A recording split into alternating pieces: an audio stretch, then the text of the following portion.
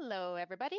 Thank you for joining us for this edition of IT Connections, Martello's weekly series that keeps you connected to the IT tools and trends you need to be on top to ensure reliable remote collaboration and communication. My name is Sandra Holland from Martello, and I will be your host for today's talk. Our topic for discussion today is alert management. Relevant and timely alerts are a key tool for managing network performance successfully. However, network administrators are often overwhelmed by alerts. Either they receive too many alerts or get notified of the ones that aren't relevant to them. Today, I am joined by Klaus, Director of R&D at Martello, and Kevin, Sales Manager at Martello. How are you both doing today? Hello, Good. I'm fine. Good. Thank you. Thanks for having us. Oh, thanks for joining us. I'd just like to take a moment to introduce our speakers to you today. Klaus is a father of four living in the Netherlands. 12 and a half years ago, he started working with the founders of Civision. After Civision was acquired by Martello 2 years ago, he became Director of R&D, responsible for IT Ops Analytic Development Team and Solutions. If you have joined us for previous IT Connection sessions, Kevin may be a familiar face to you. Kevin has been working with Civision and Martello for over 10 years, during which he has worn several hats supporting both our customers on the technical and commercial side. Ever since Civision became part of Martello, he became responsible for Martello's existing customers, ensuring they achieve more and excel with Martello's IQ solution. Thank you both for joining us today and sharing your years of experience with us. So let's dive Welcome. right into our topic. In this session, we're going to discuss the impact of alerts you have on IT professionals and the best way to manage those to get the most out of them for your business. Before we get started, let's get on the same page about terminology. Alerts, alarms, and incidents are often terms that are interchanged, but they really aren't the same thing. Klaus, could you take us a moment and identify the difference between each of those terms? Yeah, we see those terms used mixed up a lot. So, like you said, alarm, alert. Are there any differences? There's even because IQ, our product, is pulling in data from a lot of different integrated systems, and also in those systems they use different terms. Like Sabix, for example, calls it problems. AppDynamics calls it events, so, yeah, and most of them are calling alerts or alarms.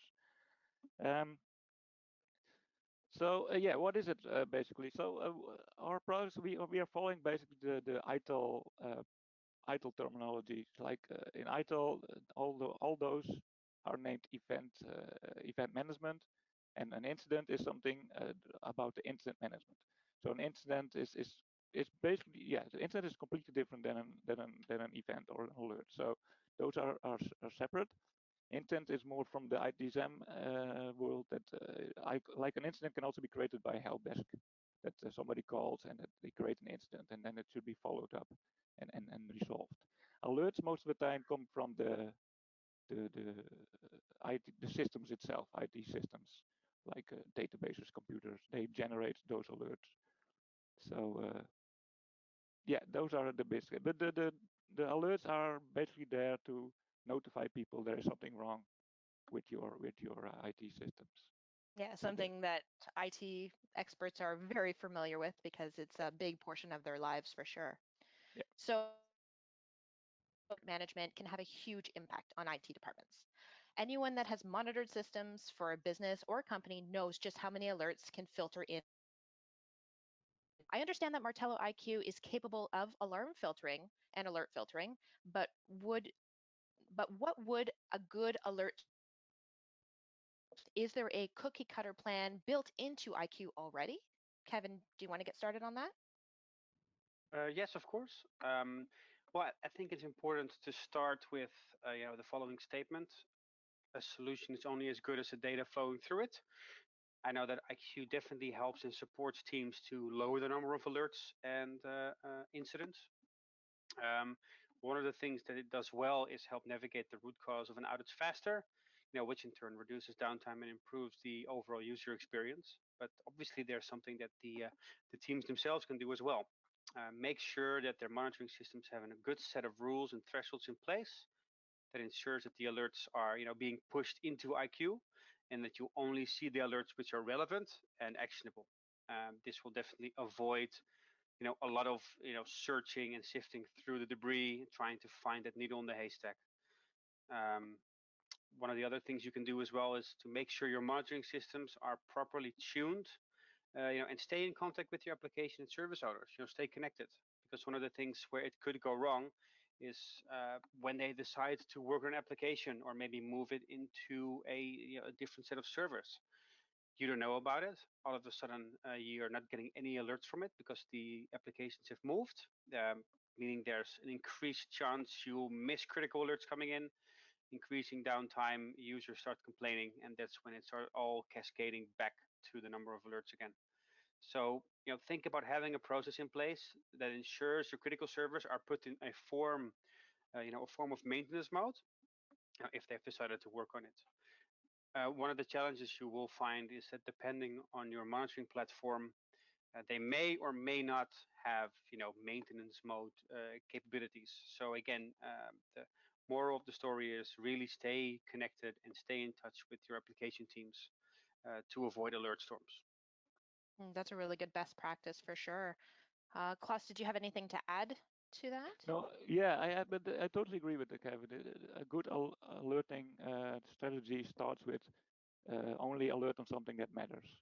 So Yeah. basically, the rule is less is more. If you, because for example, a monitoring system like System Center Operations Manager, there are all kind of management packs you can import, and that will generate a lot of alerts, because those generic tools doesn't know what matters for you. So you need to know for specific applications what is important, and for your services what is important, and only alert on that.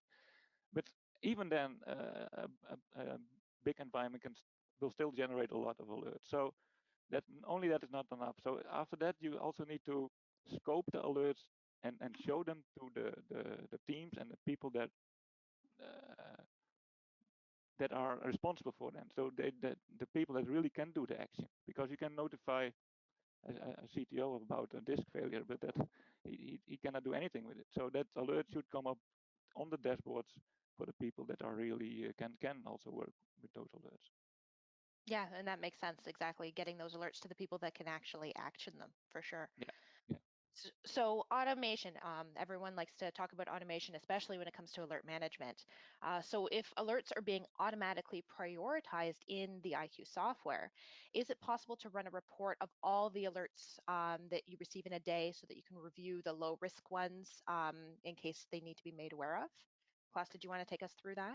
Yeah, for sure. Yeah, because that's very important. Reporting is an important thing. Of course, you have your monitoring part, but afterwards you also want to do some analysis, like how can I improve my delivery or my IT process.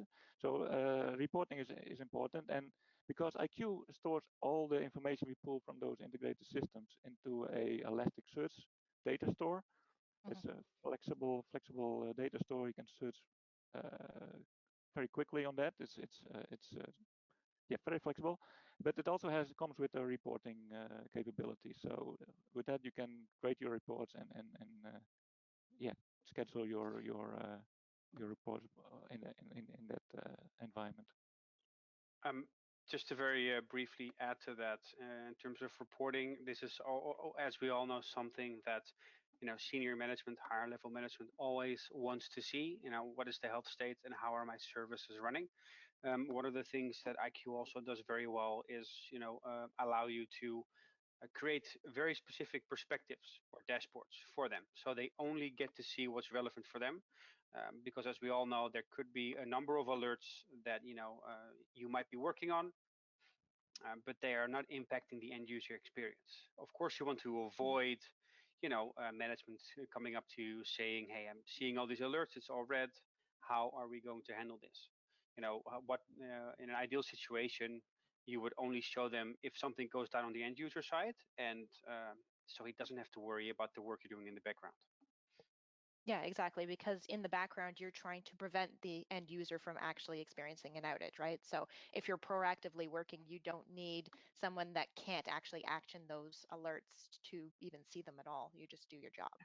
Yeah, Yes, because usually the color red triggers a very frantic response, and if there's nothing to worry about. It's very hard to calm them down again, and this again takes up your time needlessly. Yeah, no, absolutely. Nobody wants to see anything flashing red, that's for sure. No. Speak to customers every single day. So I'm sure the conversation about critical alarms comes up all the time, just as we were talking about. For critical alarm notifications, what are the ways in which IQ will notify the team so that everyone in the department needs to know and it doesn't get to those people that don't need to know? Yeah, that's a very good question. When you look at IQ, it has several ways of notifying users when there's something, when something or someone is affected by it. Usually the monitoring platforms themselves have ways to notify their teams, but these are usually then only siloed for that one specific tool.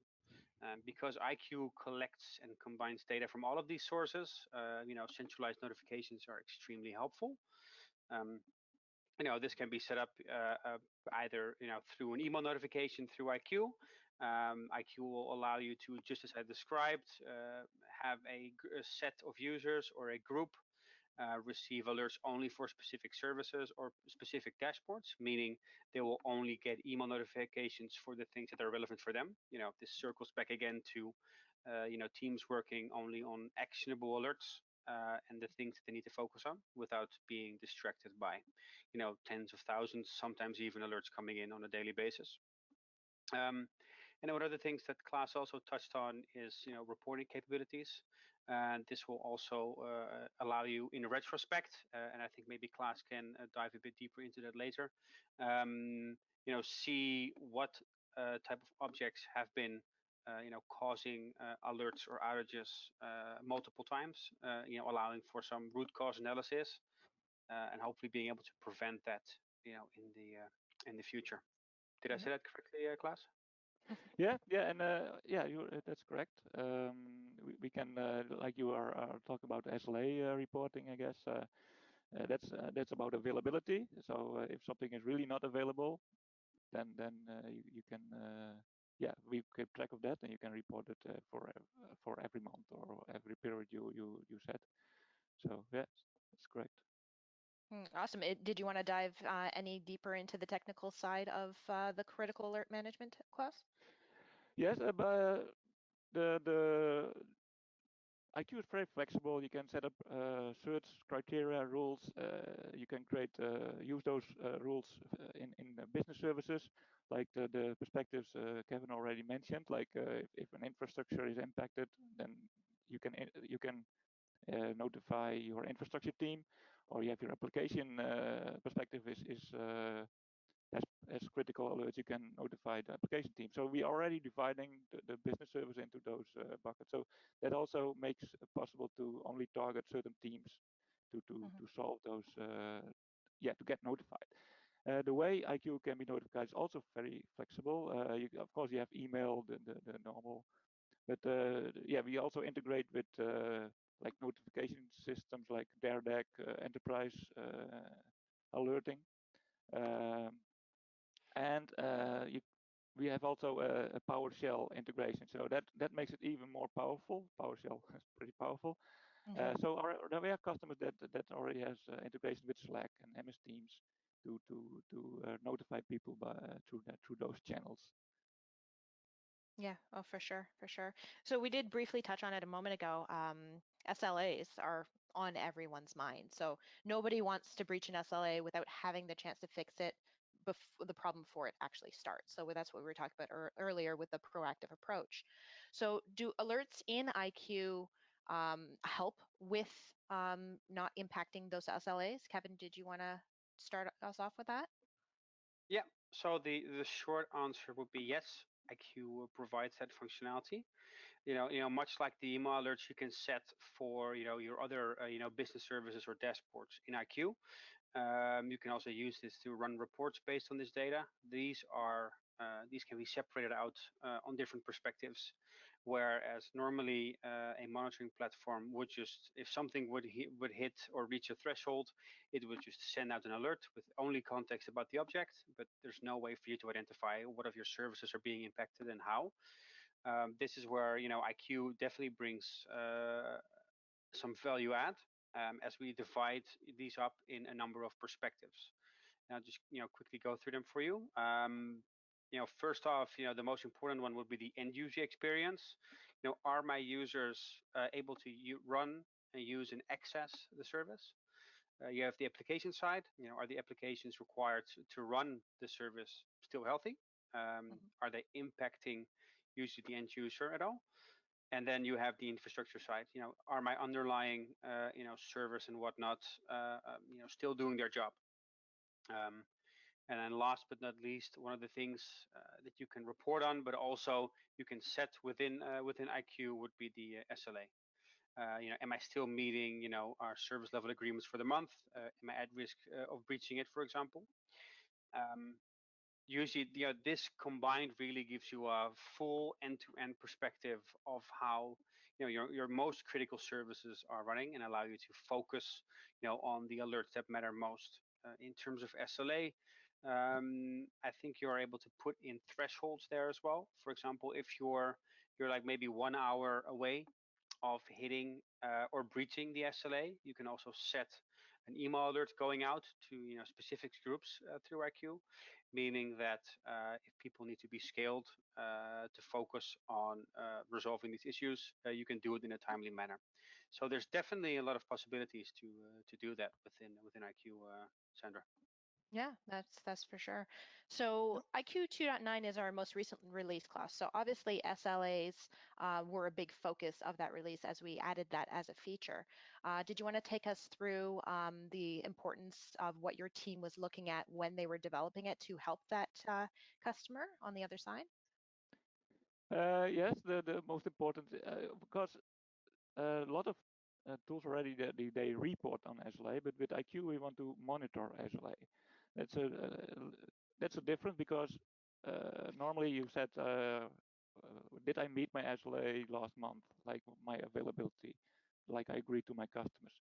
But we also want to say, okay, you can prioritize your alerts based on I'm about to breach this SLA for the current month. So if I prioritize these alerts or these outages now, I can still make it. So that gives you the yeah, we call it situation awareness. Like everybody should be aware of the priority of your alerts, because if all the alerts coming in, they look the same, they're all error, they're all critical, but IQ yeah helps you prioritize the work you need to do on a daily basis. So so that's a difference with what no other tools would do with SLA, and we really try to monitor and to be on top of that. Yeah, Yeah, it gives exactly.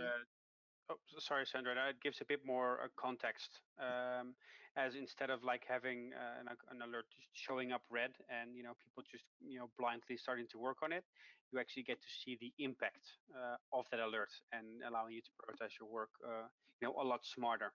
Yeah, and Yeah. also what we show is not only that your SLA is breached for that service. We also show you what components did breach, did make that SLA to breach. So that's very important, because if that component comes back over and over again, you can also plan your budget. Like, okay, this router is shaky, and it's very important for this service of these services. So then it's you can also plan your problem management, basically. So when should I invest in what and what should be fixed first? Yeah, so you can create almost a plan for your entire IT department. So your entire department is benefiting when you are using IQ, from a individual aspect of it to an entire roadmap, essentially. Yeah. Yeah. So that was where I was going with my next question, Klaus, is that IQ can be used throughout the entire department at all different levels. So when we're trying to share all of these benefits throughout the department, what are some of those big that the entire department can benefit from? Is there any additional So things beyond SLAs? so that's one, because all the information comes in through those integrated systems, and we tried. Yeah, we are categorizing that information to the teams that really need it. So that's why you can have dashboards with alerts for service owners, for example. They only care about, is my service happy, are my end users happy? So you can scope your that the service owner only sees his own dashboard. So they don't see everything, but they only see what they need to see and what they need to act on. And also you can have if you another user can be an infrastructure. So he has only the infrastructure boards and the infrastructure perspectives he needs to act on. So that gives, and also you can have visibility between the teams. So you know, okay, we have an alert on application, but it looks like infrastructure also has problems, and it's the root cause is not in application but in infrastructure. So you also have teams communicate better with each other because they are looking at the same tool. So that will also drive the communication between those teams. So yeah, there are IQ is used by different personas and Yeah, so it's that single pane of glass to bring all of those monitoring systems into one place, whereas some teams might look at one system and other teams will look at another system, so they're not all using the same data to draw the same conclusions. yeah, So it exactly. helps by bringing everybody onto that same playing field for all of their monitoring systems. Yeah. Kevin, did you have anything to add to that? I think more and more like kind of like a painting a picture in terms of a scenario. What you do see, a lot of organizations have when they have a lot of different management tools, different monitoring solutions, ticketing systems and whatnot.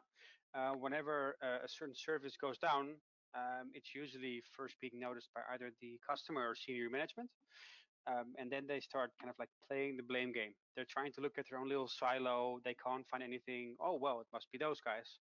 And this only takes organizations longer to resolve an issue because it's hard then to take responsibility. And I think with IQ, because it's so transparent, you have all of your data sources in one place. All you have to do is take a look if one of your boards or one of your services shows in a red state. It's simply clicking on that red button, see exactly what the source of the alerts are, and the correct teams will already be notified, per email if that's correctly set up. So it definitely helps with some of the, intercommunication, between the teams. Less of a finger pointing game, but more or less, transforming that into a more of a troubleshooting attitude. Everybody's Yeah, working on the same goal. yeah, Another exactly. important thing, if critical alerts comes in on all those levels, IQ is also capable of creating incidents based on alerts. So it will help your incident workflow. It will be the starting point of your incident workflow, and that's very important for a larger organization that have monitoring systems and ITSM systems like ServiceNow. And this can be the event broker. Basically, IQ can help creating the correct incident with the correct amount of information to help the service desk needs to inform their customers, but also to solve the issues and find the root cause. Yeah, exactly. And that's ever more important now that we are in the world of remote work. Like we are all in our homes right now. And you guys are over in the Netherlands. I'm in Ottawa, Canada. And so everything is 24/7, right? So you don't want to be notifying teams in the wrong time zone about incidents to be resolved. So by breaking up your teams geographically as well, it helps notify the right people to resolve the issues in a timely fashion, right? Yep. Yeah. Yeah, so remote work is on everybody's mind, which is part of the reason why we're running these IT connection sessions, because we want to keep everyone connected during this time. So IQ is a great way of doing that for IT teams, so they're not working at 3 o'clock in the morning when they should be sleeping. For sure. Yeah. True Yeah. that. Yeah. Is there any final thoughts you'd like to leave us with today, guys? Well, from my perspective, obviously, what's the basics are definitely lie within the platforms themselves. Avoiding unnecessary downtime by just pushing everything into one platform. I think you have to be very diligent in terms of what type of information do I want to share and how do I want to share it. So really, take some time, think about that, discuss it with your colleagues. And then, once you guys have had some discussions, we're very happy to support you with our solution. So if anyone out there is interested in running a trial or doing a demonstration to look at it for yourself, I'll be happy to support you on that front. Perfect. So I do want to take a big thank you to everyone that has joined us today. I will go ahead and send a recording of our session out via email, as well as our contact information and other resources we have related to alerts management. It has been a hot topic, especially in this world of remote work. So we've put together a good pile of resources to support our customers and our prospective customers. So we will reach out to everybody after this is said and done. So I do want to thank Klaus and Kevin for joining me today and going through all of this with our next IT Connection session will be July 30th, and we'll be discussing dashboarding. So make sure you join us for that. And until then, we'll see you next time. Thanks for joining us, everyone. Thank you. Bye. Bye. Bye-bye.